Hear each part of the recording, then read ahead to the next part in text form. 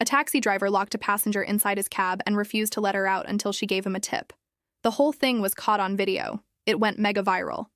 And now there's a massive debate about tipping culture, worker rights, and whether what this driver did was justified or criminal. Let me show you what happened and break down both sides. The incident occurred in New York City yesterday. A woman named Jessica Chen took a yellow cab from JFK Airport to Manhattan. The meter read $48. She paid exactly $48 via credit card through the taxi's payment system. No tip. As she reached for the door handle to exit, the driver engaged the child safety locks, trapping her inside.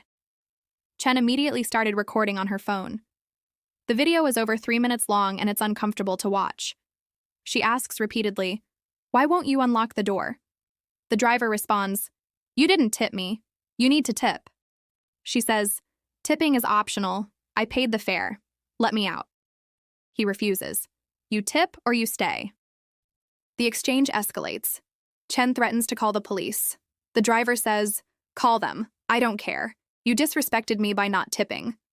She argues that she has the right to leave. He argues that drivers rely on tips to survive, and she's stealing from him by not tipping.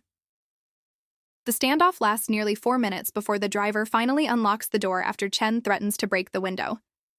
Chen posted the video to TikTok with the caption, "Held hostage by a NYC taxi driver for not tipping.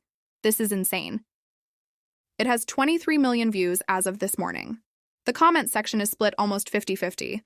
Half the people are calling the driver a criminal who should be arrested. The other half are defending him, saying workers deserve tips and she was wrong not to give one. Let's address the legal side first. What the driver did is illegal. Full stop.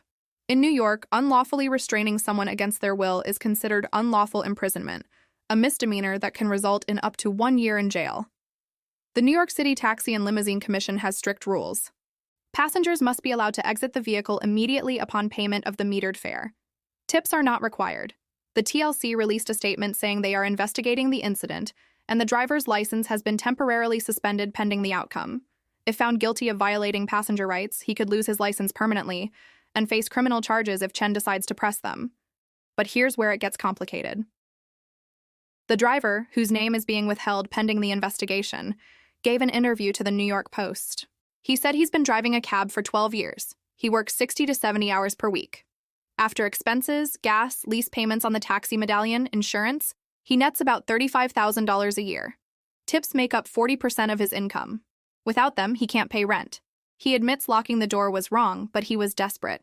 Quote, "Every day more and more people don't tip. They think because Uber and Lyft exist, tipping is optional now. But for us taxi drivers, tips are how we survive. When someone gets in my cab, spends 45 minutes getting from JFK to Manhattan, uses my gas, my time, my knowledge of the city, and then pays exactly the fare with no tip? That's insulting.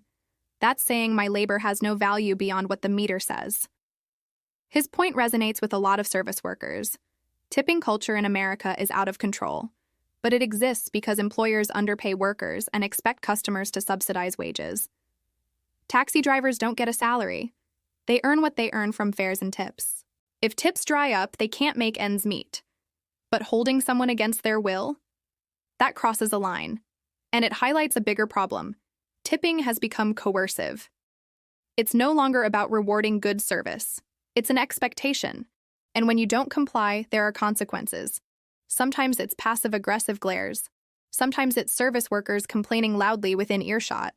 And apparently sometimes it's being locked in a vehicle. Social media is having a field day with this. Some people are saying Chen was absolutely in the right. She paid the fare. Tipping is optional. The driver's financial struggles are not her responsibility. One viral tweet said, "If your business model requires customers to voluntarily pay more than the agreed price, your business model is broken. Don't blame the customer." Others are saying she was morally wrong even if legally right. A viral TikTok response said, "Yeah, tipping is optional, so is being a decent human being. This woman took a 40-minute ride and couldn't spare $5? That's cruel." The debate is intense. Let's talk about tipping culture more broadly because this incident is a symptom of a broken system. In most countries, tipping doesn't exist or is minimal. Workers are paid a living wage by their employers. The price you see is the price you pay. But in America, we've normalized employers paying below minimum wage and expecting customers to make up the difference. Restaurant servers can be paid as little as $2.13 per hour in some states because tips are expected to bring them to minimum wage. If they don't, the employer is legally required to make up the difference, but that rarely happens. Workers don't report it because they fear retaliation. Taxi and rideshare drivers are independent contractors. They get no base pay. They earn a percentage of each fare and keep all tips. But that percentage has shrunk over the years as companies like Uber and Lyft take bigger cuts. Drivers are squeezed, so they're more reliant on tips than ever. And now, tipping is everywhere. Coffee shops, fast food counters, self-checkout screens at grocery stores. You can't escape it, and the suggested tip amounts keep rising. It used to be 15%, then 18%. Now screens suggest 20, 25, even 30%. There's social pressure to tip, and people resent it. A recent survey found that 67% of Americans think tipping culture has gone too far, but 72% still tip because they feel guilty or fear judgment. We're trapped in a system nobody likes, but everyone participates in.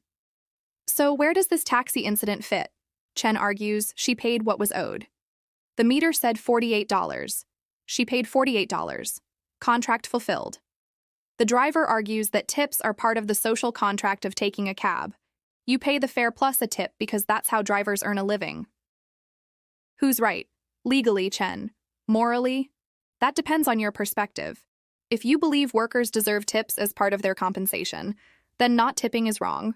If you believe employers should pay workers fairly and tipping should truly be optional, then Chen did nothing wrong.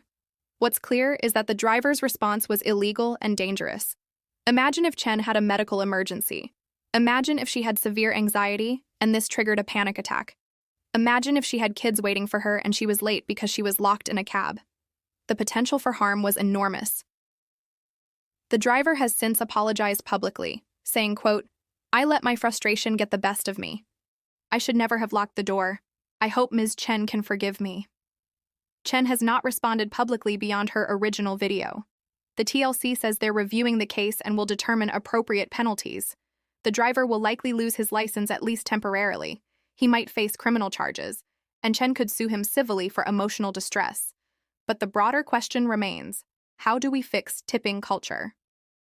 Some cities and states are exploring laws requiring higher minimum wages for gig workers. California passed Prop 22, though its effectiveness is debated. New York is considering regulations that would guarantee minimum earnings for app-based drivers.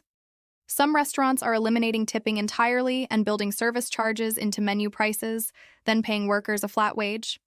It's controversial, but it removes the awkwardness and unpredictability. Ultimately, the taxi driver's actions were wrong, but his desperation is real. And until we address the systemic issues that make workers reliant on customer charity to survive, incidents like this will keep happening. What do you think? Was Chen wrong for not tipping? Was the driver justified in his frustration even if his actions were illegal? Drop your opinion in the comments. And if you want more coverage of viral stories and the debates they spark, hit that subscribe button. See you in the next one.